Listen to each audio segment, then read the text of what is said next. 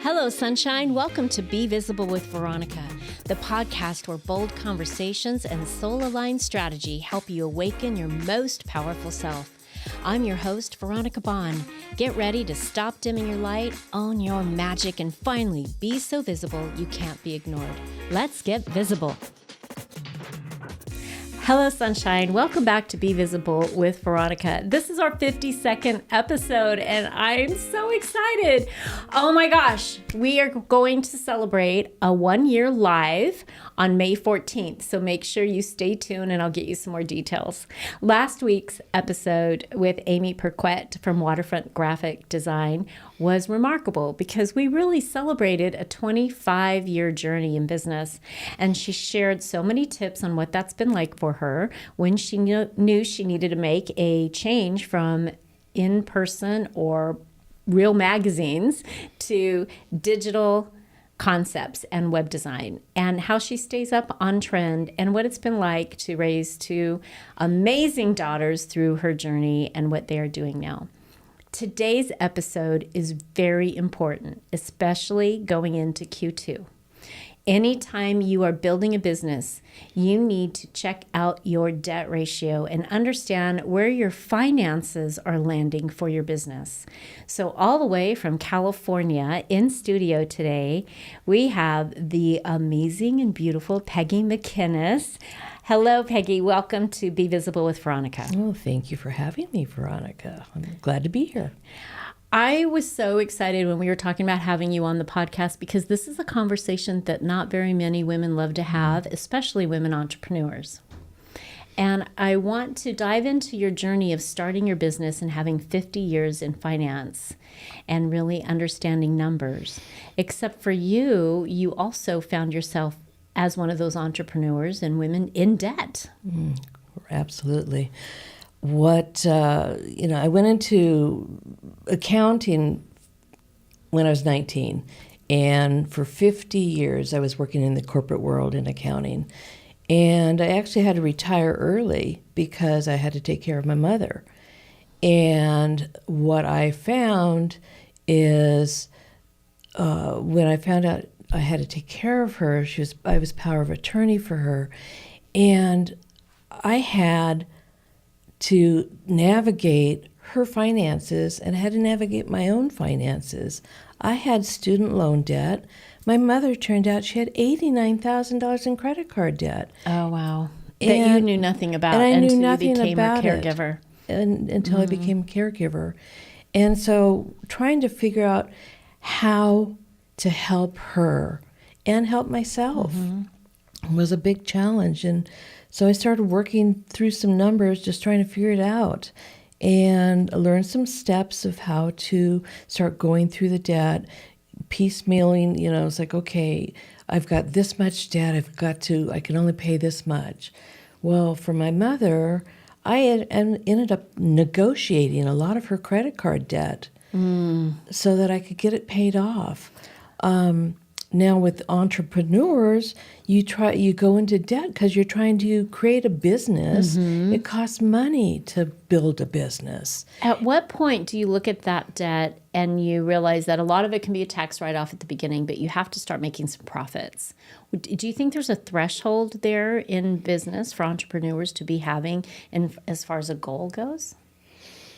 Good question. Is it 3 years, 5 years, immediate? Like, is there a threshold? I have never come across any information about a threshold, but I know that if you don't make money in the first 5 years, most people go out of business. Because they can't sustain it. Don't you think it's also interesting that, especially women entrepreneurs, they forget to pay themselves? They think by all the money coming into their bank account for the business is their money, and they just need to keep reinvesting it back. But I know that when I'm in strategy and coaching with my clients, we always talk about, okay, when are we writing a paycheck? And how quickly can we do it, even if they deposit it back in the bank account for the business? Sure. So why do you think that is that women forget to do that? Do you think that it's just like part of their brain doesn't work that way? I think that's part of the brain doesn't work that way. A lot of business owners don't pay themselves. It's a learned experience. You have to learn how to pay yourself. There's different types of programs out there that tell you, okay, this is what your debt is, and then I got to pay my bills. But if you do some studying about it, if you put some money aside for yourself to pay later. So you can pay yourself later, but start setting aside like 1% of your income for payment for yourself and 1% towards taxes. And so pay yourself first, then pay for the taxes. Then you've got operations and your expenses. And it's a challenge. Most people will pay all the bills first, and if there's something left over, maybe they'll go out to dinner. But you need to start paying yourself first. And it's a money mindset piece. Absolutely. And I love that you talk about that in your money mindset mapping in your courses and your money method framework. There you go, your money method framework. I love that you share that because so many people need a roadmap. Right. And what I love about some of the things I've learned about you, Peggy, is one, you got yourself out of debt.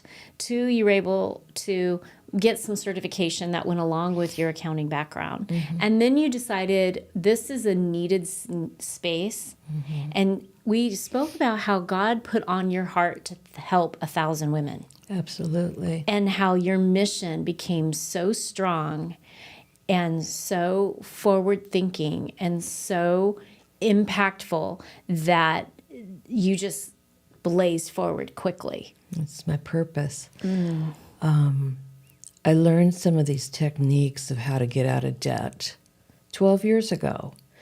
And because I was learning this, I thought, well, there's other people that need to know this.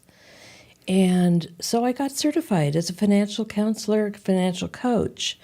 And it has helped me be more approachable maybe, or being certified. Sometimes it's not a big deal, but when somebody sees I've had 50 years in a corporate accounting world, and then I've got the certification that just sort of ups the game. It's like, sure. I know what I'm talking about. Well, it gives you street cred, right? Especially when you're talking about finances. Right. You're not just some Joe Schmo who decided to, I got myself out of debt, so now I'm going to teach other people how to do it. Right. And no shame in that department, no judgment. But still, you have a background in your accounting and what you were able to do in the corporate world, and then you had a personal lived experience. Right. And I think that helps you be super relatable to women entrepreneurs and women in general who are making six figures and think, oh my gosh, I have too much month at the end of my money. One of my clients, she's just a great person, great income, but she had nothing to show for it. After all those years of working so hard. Mm-hmm. She had student loan debt, car loans, and no mortgage. It's like, okay, you need a plan. So let's figure it out. And so I showed her some steps to take. And in those steps, she was able to get out of the debt faster. And she felt, this is actually realistic. I can get out of debt and become a millionaire before she retired. Wow. And it was a big win for me and a big win for her too. Of course. She felt more secure and more sure of herself than she have ever had before.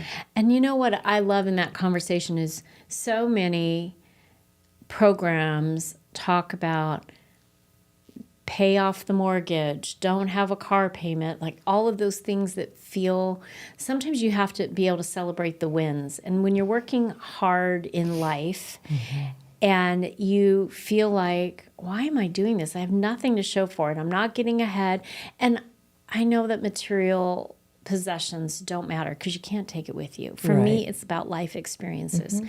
But if you can't even enjoy following somebody's plan and going, nope, can't go to Starbucks, or maybe I can't even go, forget every day, once a week, once a month. I love how you look at somebody's life and you say, what are some of those small wins, those little things that we can support your appetite instead of daily Starbucks at $8 a pop or $6. What if it was just once a week? Or what if we just went twice a week? And then you find a way to not shame somebody into where they're at. And I think that's one of the number one things I hear often is I was afraid to talk about it because I didn't want anybody to judge me. Right. And this is a judgment-free zone. Yes, you have debt, but there's essentials, there's joy. You have to be able to have some fun and celebrate a small win. Otherwise, what's the point? I had somebody once say, when you have a small win, you want your goal or your celebration to match the income, let's say, or what that win is. So if you're just getting to a new milestone, that doesn't mean you go on a trip to Tahiti for 2 weeks. No, maybe a nice little dinner or something, or a massage. Exactly. You work your way up to, I heard the best thing yesterday, it was, you don't put wings on a caterpillar and say fly. Oh, no. No, it's just like, just try to find something small to celebrate. You don't want to be so tight with your money that you don't have any fun, because then you get grumpy. And it was like, what's the point of that? You have to get out of debt just because that makes you feel better. But you can have, do small things. Have you come across in your entrepreneur career working with all of these people to help them get out of debt, that there is a common theme or one place where debt creeps up that becomes unexpected and it piles up? What's a good I know that, parents want to have their kids, they want their kids to be able to have everything they didn't have. And they don't have to have every fancy phone. They don't need a fancy phone. They don't need to do all the sports. Just pick one thing for the focus of the kids. I think that's what I see more than anything is parents have a tendency to overdo for their kids. And it doesn't have to be that way. It can, you can pick and choose. They don't have to have the latest and greatest. It's not necessary because that just puts you into debt. So you find that many of the people you work with are going into debt because they're trying to overgive to their children and over support them in what they might want versus maybe what the parent wants, and they don't see it coming. Sometimes they don't. What the problem that I'm seeing is that people don't pay attention. There it is right there. Yeah, they don't pay attention. You have to look at your expenses on a monthly basis. You can't look at it once a year or every 6 months, right quarterly. Before tax season. Yeah, right before tax season. No, you need to look at your spending every single month. It's really key to getting ahead of the game. What's one of the tools that you talk about in your masterclass, Peggy, that helps somebody be able to take action right away to recognize how they can be supported in getting out of debt? The biggest first step is looking at your bank statement and your credit card statements. What's essential? What are the non-negotiables? Your rent, your mortgage, your utilities, insurance. Then you can start focusing. It brings awareness, where in a lot of cases, people aren't aware of what they're spending money on. So just to bring awareness to them by looking at their statements every month, then they can start looking, oh, I don't really need that. Oh, I don't need that. Oh, do I use that subscription at all? Let's talk about subscriptions. Oh, my gosh. Entrepreneurs seem to have lots of subscriptions, But I know just in daily life, people have subscriptions. I think there's apps now that will help you identify the There's subscriptions. a new one that came out this week, I think. That you're not using. Yeah. But for the purpose of the show, speaking to entrepreneurs, especially with all these new AI tools, so many of them do the same thing, but they're CapCut, captions, 11 something. I was talking to somebody today. We were talking about Salesforce and what was ClickFunnels and Go High Level. And I mean, you don't need all of them. I've got all these names in my head right now. We talked about one today. Oh, Pipedrive. Like, there's so many different tools for people to use. And they just sign up. And so many times, even on Instagram, you get fed an ad. And how to take a better picture or how to incorporate AI with who you are, or create that magnificent headshot. People click yes. They don't even realize it's an in-app purchase, or they think, oh, it's small. It's a 7-day free trial. And now, bam, it's $32. Bam, hits your bank account. Or $32 a week. Oh, yeah. That happened to me, too. And then to go back and track it down, to cancel it, you can't go through the app. You have to go through an email. And then so I can't even imagine phone number in the Timbuktu gymnastics that somebody's not even answering. Yeah, So the awareness around that. Take a few extra minutes, right? That's the challenge with that. It's like there are so many offerings out there, so many apps, so many types of subscriptions. So what you have to do is stop, take a minute. Is this something that I need? Or check the reviews first. I check the reviews before I sign up for anything. I check the reviews, and then I go and see what the in-app purchase is. Because 99 cents one day, one time, or 55 cents a day for whatever. And I got charged with the big $47. It was weekly, Peggy. Oh my gosh. And I missed it. I thought it was monthly, but still $47 a month for something I'm not using that much. Yeah, if you're not using it, my gosh. Get rid of it. And then to try to delete it. And then you have to go to Apple, and then you have to dispute a credit card sometime. And now we're talking a whole nother can of worms. Having to cancel subscriptions, it took me for one subscription that I had, and I had tried to cancel it last December, and it charged my credit card in January. I go, wait a minute, I'm not supposed to be having this charge. I already canceled this. But that's because you're looking at your statement. Because I'm looking at my statements, like, why is this on here? You know what I did too is I put notifications on my bank account to come through the app on my phone. Oh, that's a good idea. So when you get charged. And when I get charged, I can look and say, did I approve that? That really has helped cut down credit card fraud for me, or freeze my card. And I think that's one of the things you and I talked about is being discerning and know where you're spending your money. I mean, can you imagine, even if you couldn't afford you didn't think you could afford to pay yourself $100 a month, what if you just canceled 4 subscriptions that you didn't need? There's your $100. There's your $100 right there. That's the thing. When I've worked with people, they say, well, I don't know if I can afford to go through your program. And it's just like, well, show me your bank statement and I can help you figure it out. And I bet you I find the money for you. It's amazing how that happens. It's subscriptions. And it's like, you like to have your coffee at Starbucks or one of the other coffee shops.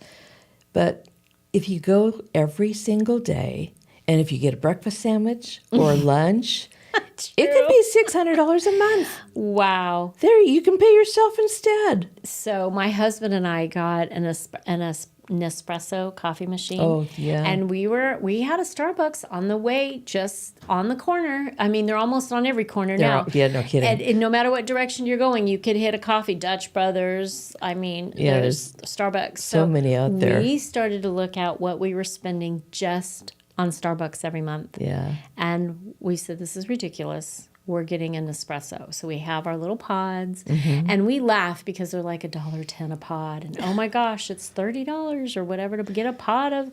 But how much were you spending at Starbucks for both of you? I'm not going to say that number. I'm just not. It was out of control. Eye-opening. People are so amazed with, really? I spent that much money? The other thing that I love that you talk about is even cutting coupons still, or being part of like making sure that your grocery bill, even if you could cut your grocery bill 20% because you took a few minutes to save there and to make that part of your monthly. I used to do that with our kids. I'm not doing that so much anymore, yeah. but I think that's so such a great way to help. I know when my husband and I lost our income in 2008, and it took me a year to find what Veronica's next thing was going to be. Right. What am I going to do?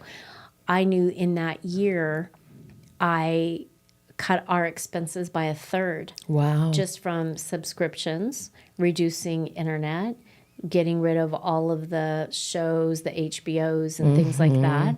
Cables are really high. Oh my gosh, so who doesn't want to cut the cord there, right? It's hard to trust where to go next for that, though. But that's one of the things I look at as well for my clients. I'm sure you find some magic nuggets when you start digging, right? Oh, I know. It's like the cable bills can be $600 a month if you get in all the sports shows. I'm sorry, I don't watch that much sports, but maybe you can pick and choose. And call them. I noticed that when you call, you can call and get a discount. Get a discount, and people forget to do that as well. So all these little things, you have money mindset tricks, you have this money map that you've created. And talking to entrepreneurs, it was really important for my husband and I especially for me, when I became an entrepreneur, I knew I had to pay myself every month. That just showed me my value in what I was doing. Yeah. Even if I had to reinvest it back into the company, it was a loan back to the company. Right. So that was a really powerful thing that we did. But that credit card debt can get really... It can get out of hand. It can get really out of hand. How do you talk to your clients about supporting them and getting out of credit card debt? Like, if you could share one pro tip today for people listening, what would it be around credit card debt? If you can't afford it, don't buy it. But what if it's part of your business and you're trying to get it up and going? Well, I did invest significant funds myself for my business. You've got to pick and choose. You can't do it all. So pick the right next best step. Yeah, the next best step. Look at what are the options that you've got. What's going to get the most bang for the buck? That's going to help you move the next step forward. Okay, I love that idea. Do you think that also comes from just knowing your industry or your niche, or so many? I know when I was a brand new entrepreneur, Peggy, I would listen to somebody in branding and somebody in graphic design and somebody in social media and then a business coach and then go over here and go over there. It was like, how do you choose which one to do first to show up in your space? And what I love what you just said there is you can't do everything, pick the one. I got really quiet in knowing where are potential customers and what do they really need to know about me? Do they need a full website to understand what I'm offering, or do they just need a call with me or a sit down, or maybe just an in-person coffee or a Zoom?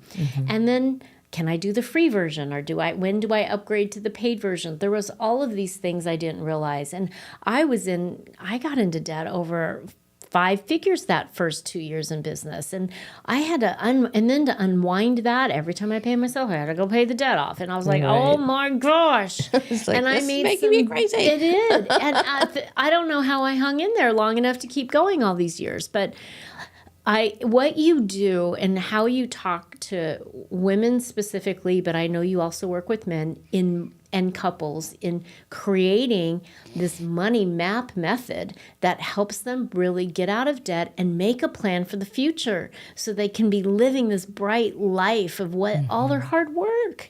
Yeah. What I do is I says, what do you really want? I try to help them do some planning, do some goal setting.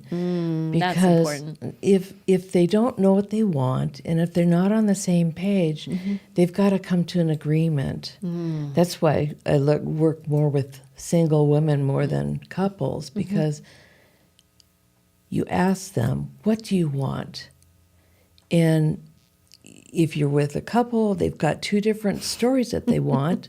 And so you got to bring them together. It's like, where can we meet in the middle? I love that. And I love that you know how to do that so well. You have a demeanor about you that people want to trust. And I think that's so important when you're talking money with people. Yeah, it's a scary place to be for them, for clients. A lot of the time, or many times, people just like, sweep it under the carpet. I don't want to talk about it. But you can't. If you want to get out of debt, or if you want to move forward in life, you've got to stop and look, where am I at today? And it's like, what do I want next? I love that. What do I want next? Yeah. I want to sleep better at night. I want to sleep better at night. I want to be able to take a vacation and have some fun. It's about choice. And I remember we talked about sometimes you do have to take a side gig. Find the side gig that can create a little extra income for you that is not also getting you in debt. Right. To start it. Yeah, side gigs. Some people can get a roommate. You know, if you got extra space in your house, get a roommate for a while. It's hard to do that. But, you know, those are some choices you have to make.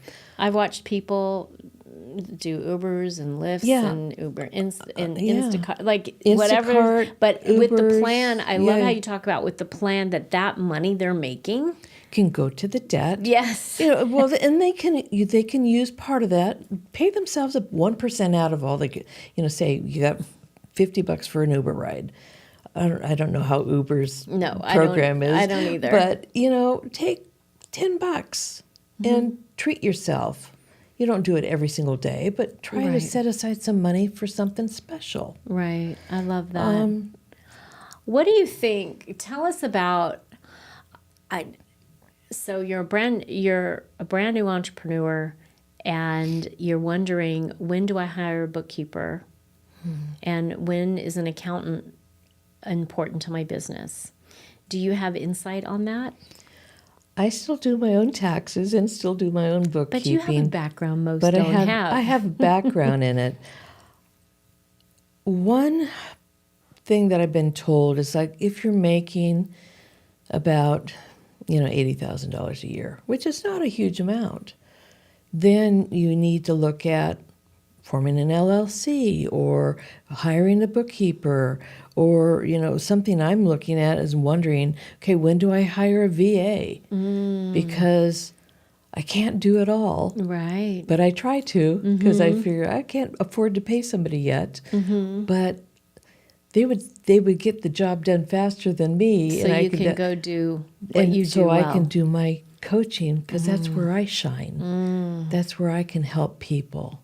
So understanding where that own personal threshold, everybody has a different story. And sometimes that takes a business coach too, and that's an investment. That's another investment. And you were mentioning earlier that, you know, you go work with someone here, social media, work with another person, business coach, and you're in podcasting even. And I've gone to choosing different things to get coaching in different areas. And it's expensive. So like I said earlier, and you've mentioned as well, you've got to find the sweet spot. What's the next thing that's going to get me to the next level? That's really what it is right there, is how is it going to get me to the next level? So as we're wrapping up here, Peggy, I want to make sure that people know how to find you and find your program and learn about your masterclass that's coming up on May 16th. May 16th. It's at 10 a.m. Pacific time. I'm at PeggyMcInnis.com, And you can look me up that way. I'm on Facebook under Peggy McInnis Coaching. And it's MCINNIS. And we'll put it in the show notes too for people to connect with you. I think what you do is so powerful. And I know that you're going to do a larger calling than 1,000 women's lives that you will change, because it will have a ripple effect, Peggy. Absolutely. And I know that this conversation will help others think about what their next business expense will be, what their next personal expense would be. Maybe say no to a child who says, I want that next new iPhone or that next new thing. They don't need it. Give it to yourself first, because you're the one who's running your business and supporting you in what you're doing, and making sure you're paying yourself as well.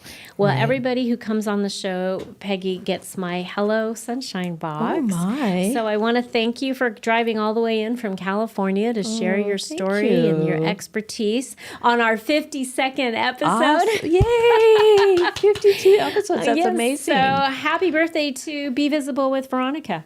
Thank you. There's your gift. And enjoy. And I know I will.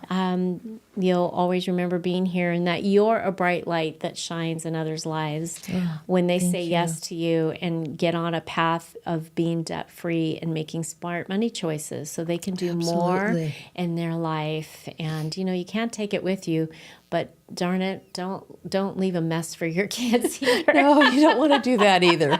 That's a challenge. Yes.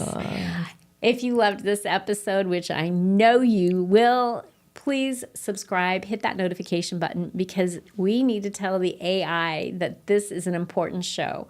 The only way we get this show out to more people, and it's free to you to watch and listen to, is to simply say how much you want to be part of this conversation, and you know that others need to hear it as well.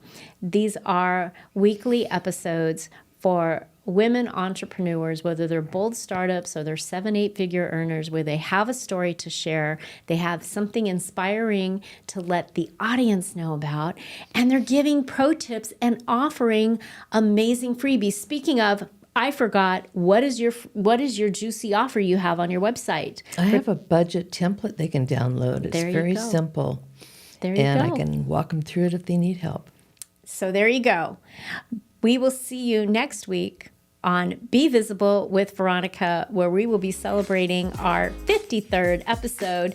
And I have my producer telling me, no, we're not. That's our live version first. Bye for now. Thanks for tuning in to Be Visible with Veronica. If today's episode sparked something in you, share it, tag me, and pass it on. Your presence has power, and the world is better when you let it be seen. Don't forget to subscribe, leave a review, and keep showing up as the unstoppable force you were born to be. I'll see you next time.